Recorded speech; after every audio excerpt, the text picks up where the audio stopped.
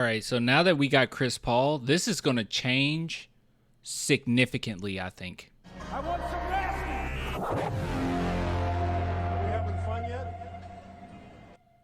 All right, so it's that time of year in which we get so many posts from B-Ball Index just preparing us for this upcoming season. And this is another one that I find interesting, man.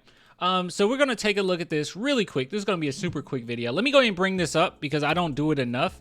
And I don't even have it up right now. But guys, go follow Spurs Invasion. It looks just like this. Just go to YouTube, type in Spurs Invasion, and subscribe to your boy, man. Please subscribe to your boy. Or follow me on Twitter if you want. I don't know. You might want to do that. But yeah, follow me, Spurs Invasion, subscription, all that great junk. All right, let's dive straight into this. So this is showing, sorry, I can't even speak, spot up frequency versus better efficiency on spot up. So the higher it goes up, the better you are at spot up shooting. The further you go right is how many opportunities you get to spot up shoot. So let's go ahead and take a look here. We will open this up in another tab. Here we go. All right. So as you can see here, this makes complete sense that Al Horford is, oh wait, you can't see Al Horford. You can see Al Horford right here. So this is kind of insane. So best efficiency and the most opportunity. But hey, he's on a championship caliber team. That's what they do. They're all about getting you good looks. Same thing with Porzingis. You can see him here. So that makes sense. So but we don't care about none of that, right? We don't care about none of that. So a couple players that stand out, and this is a little troubling, okay? We'll start with Zach Collins.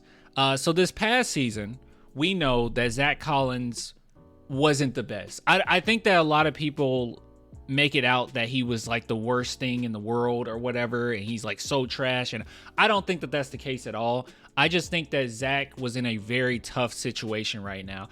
It's already tough enough to find out or find a way to play with Wemby, right? It's not just the Spurs. I know that everyone says it's so easy, you know, look at him, he's a freak of nature, but you can watch him even with France, and I know that they went, you know, deep into the Olympics, got a silver medal out of it.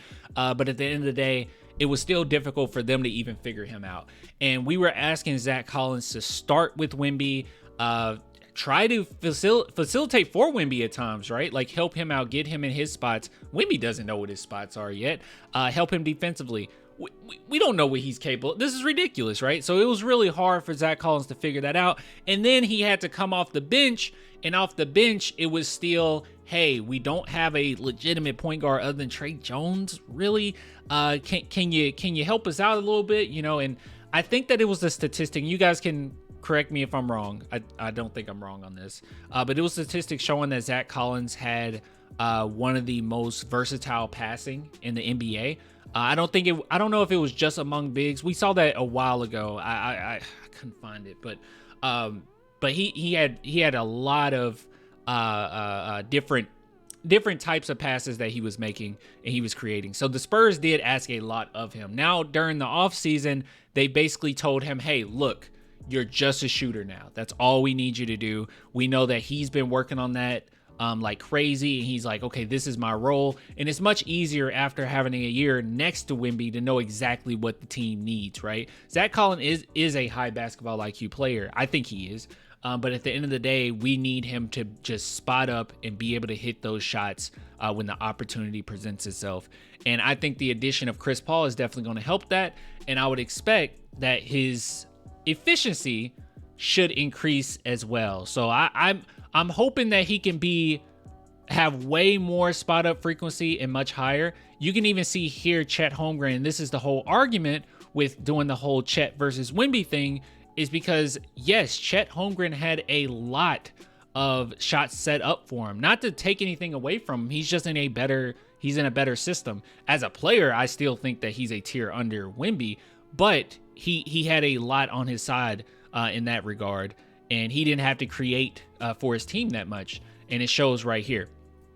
Now with Wembanyama, as great of a season that he's had, there is no reason, all right? This is on his shoulders, okay? This is on his shoulders. The Spurs did their job, all right? We went and got Chris Paul. The front office did their job. They got Stephon Castle. He's a high basketball IQ player. when it's all said and done, you know, we're growing. We're going in the right direction.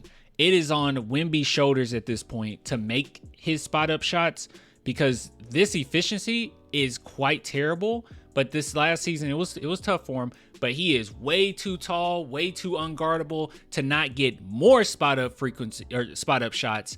And also, he's way too tall and way too unguardable to not have a much higher spot up efficiency. So I'm expecting, or I want, a huge jump from Wemby here. I know he hasn't had a full off season to really, you know, work on it, but there's no excuse by, you know, maybe not this upcoming season, but at least the season after, that he shouldn't be in this category.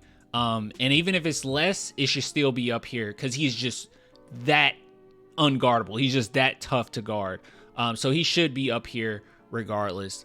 So I'm looking forward to that, and he'll have legitimate point guards finally. So I think that'll help as well. You can see your boy Davis is down here too. Yeah, that makes sense for Gobert and Jared Allen to be down here.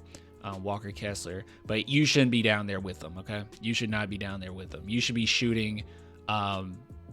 You should be up here with Embiid. I'll be real with you. I'll just be honest. You should be up here with Embiid. So we'll see what happens in the upcoming season. But you know, I'll give Wemby some grace because he's Wemby and he's super young. But Zach Collins, he knows what's expected of him. The team knows what's expected of him. And I think that he's going to get more spot up shots. And I think that his efficiency will increase as well, because that's all he has to worry about right now, which is good, which is promising. I think he had too much on his plate. We expected way too much of him. The season prior made sense. This past season does not make sense. Okay, he didn't have to. He shouldn't have had to do all that. So yeah, let's see. Any others that are interesting? Not really.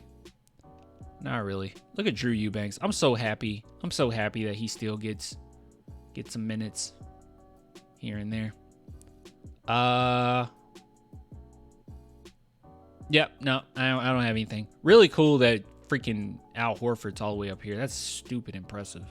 That is stupid impressive, regardless of how good his team is. I probably should have emphasized that. That's pretty awesome.